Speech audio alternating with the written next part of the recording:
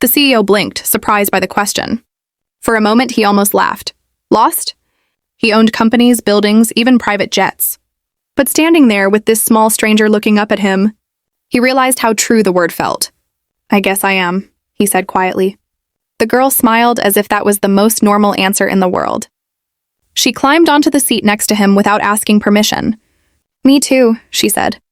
My flight got delayed and my aunt is late. He nodded, unsure what to say.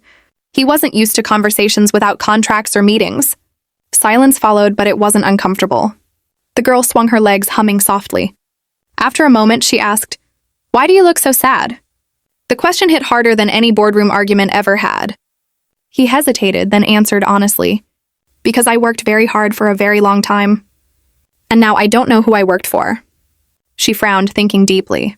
My mom says being alone makes people forget how to smile. His throat tightened. Your mom sounds wise. She was, the girl said gently.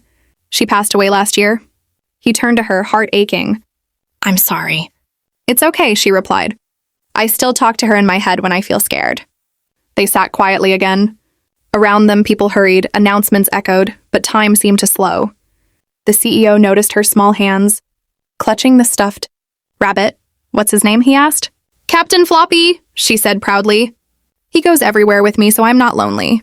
Something shifted inside him.